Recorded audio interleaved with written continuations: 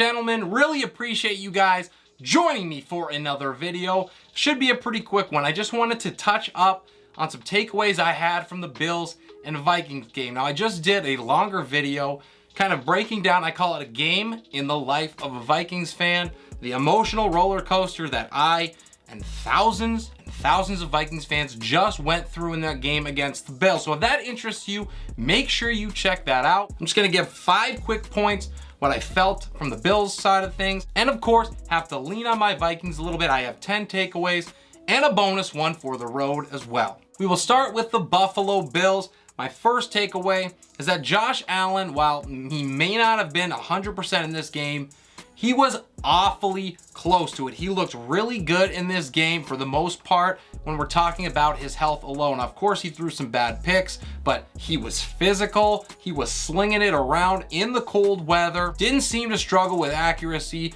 a whole lot. He was able to pick apart Minnesota. Of course, those 3 turnovers that he had were killer. Now, the second thing that stood out to me was that the running game for Buffalo almost completely disappeared outside of Josh Allen scrambling. And I did not really understand that because the Bills had a big lead for most of this game.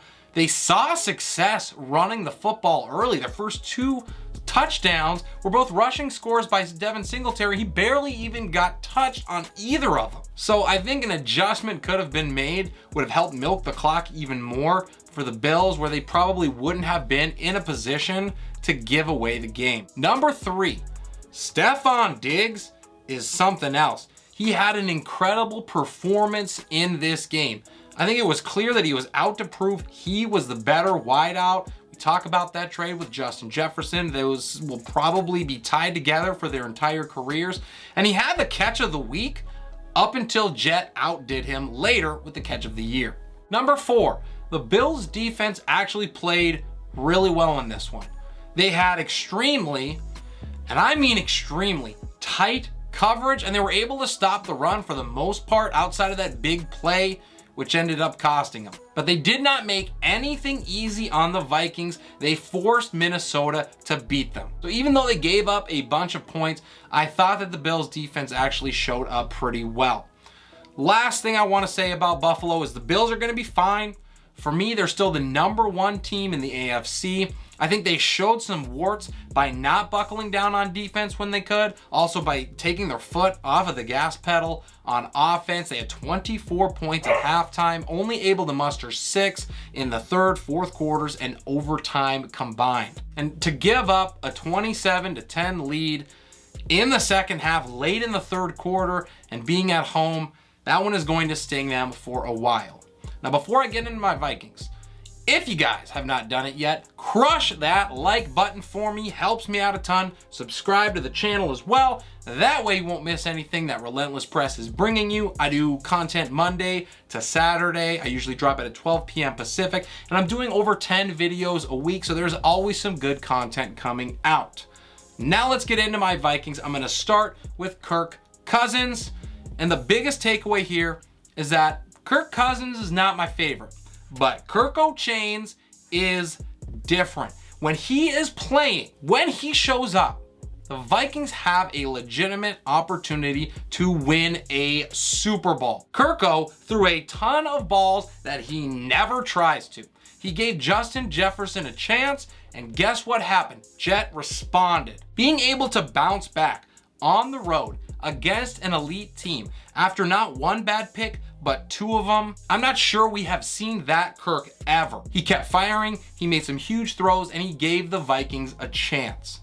My second one that I want to touch on is Dalvin Cook, who was really bottled up for a lot of this day until later on in the game. He could not get going, did not have a ton of room, but when Minnesota needed a spark, he was able to break free. He busted out that 81-yard touchdown. I think that he was really the catalyst to get that Vikings offense back on track. Without that long run from him, I'm not sure Minnesota ever recovers. Third, we will go to Justin Jefferson, and this dude is just a different breed.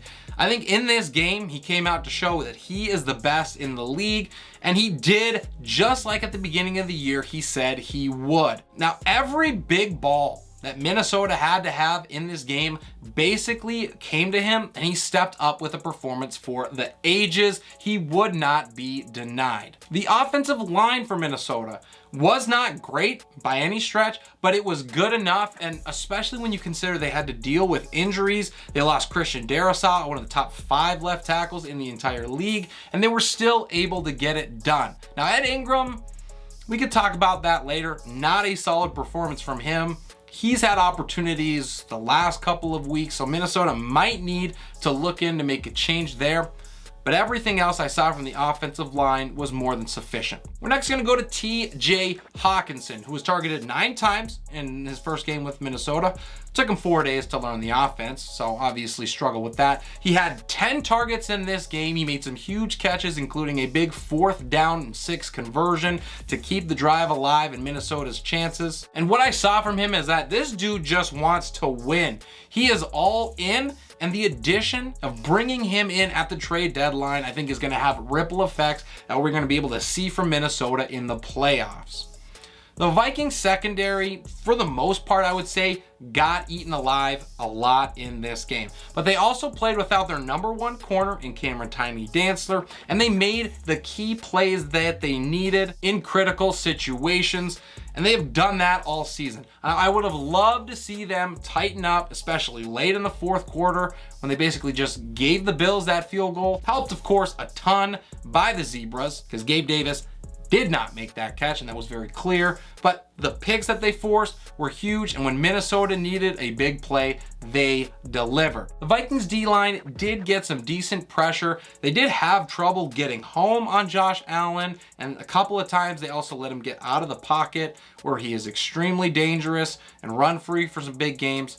But honestly, that's just Josh Allen, man. He is going to have those plays, and there's not a lot you can do about it. The rotation that they've been running, I think, helped keep those guys fresh, and it caused Allen enough stress to make a couple critical mistakes.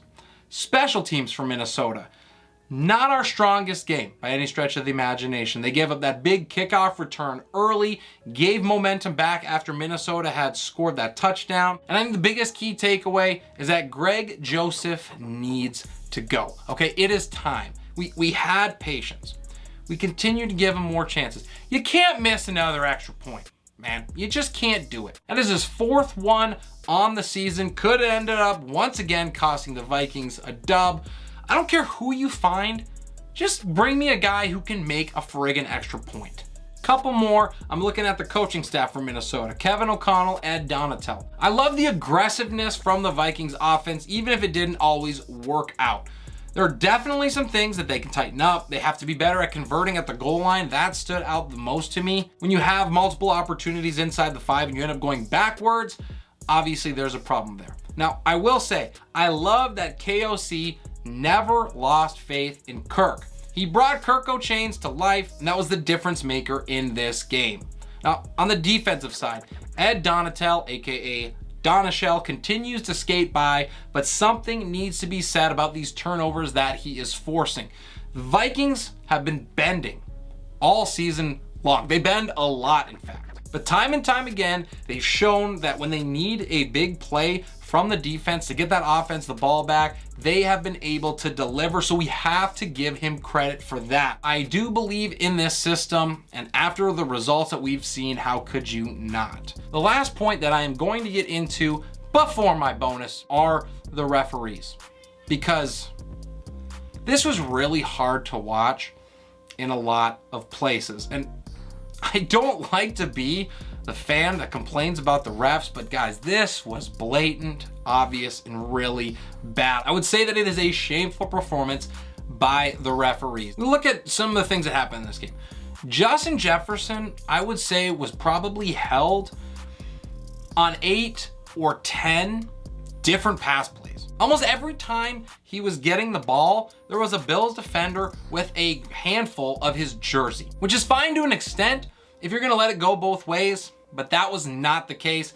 And all you have to look at for proof of that is that god-awful TJ Hawkinson offensive PI, which there was barely any contact there, let alone an offensive pass interference. And then the funny thing about that call was the very next play, Cousins goes back to Hawkinson and he is open, and then he gets mugged in the back of the end zone, but there was not a flag on that one. So really interesting. Another thing that I don't love is that I feel like Kirk Cousins got into the end zone on that quarterback sneak. Yeah, that one I think can be argued because it was awfully close. 7 or 8 times out of 10, they're giving that to the offense because Kirk was laying in the end zone when the referee finally got over there. Don't love it. What can you do? The last one, and the most blatant, it just really showed how the refs were leading in this game, was when Gabe Davis caught that ball on the sideline. It was not even close, right? You see it live, you're thinking there's no way. They show the replay. There was not a question about whether this was a catch or not. So for them to not take the time to stop and review and take those 20 yards away in a game where the Buffalo Bills only needed a field goal to tie it, man, all you can do is laugh at that because NFL shows their cards when they're allowing that stuff to happen. I mean, if there's 100 times where that happens, I don't even know if there's one time, but obviously there is, where they do not stop, play, and make the right call. So all those things went against the Vikings. A lot of them. But guess what? Here's my bonus take. The Minnesota Vikings are the most resilient team in the NFL. There were multiple times in this game where it pretty much looked like it was a done deal. Like this game was over. Thanks for showing up. You tried. Today is not your day. However, Minnesota just basically said we are not going to allow that to be the case. The Vikings were able to fight back through everything. They were on the road against an elite defense and an elite offense. This was many people's Super Bowl favorites coming into this game. They were down 17 points in the third quarter, and then once again, they were down 10 points with just over 6 minutes to play. They had no calls go their way. In fact, I would argue that many big calls went against them, and they were banged up. There's also the fact that nobody believed in Minnesota. All we've heard on the Viking side of things is how that they are lucky, that they're not legit, they don't have a signature win, yada, yada, yada. The Vikings did not care. They showed that they are a legit team, that they can beat anybody, anywhere. They're going to continue to believe in each other. They're going to fight for each other. They're never going to say die, and they will fight until the clock hits 0. And as a fan, that is really all that you can ask for. The Vikings deserve this game. I'm glad they were able to pull it out in the end. And that is everything I got for my takeaways from this game. Let me know what you guys thought about it. Maybe you saw something that I did not. Drop a like on the video if you haven't already. Subscribe to the channel as well. That means so very much to me. This is Relentless Press. I am your host, Abraham Opatz, and I'll see you next time.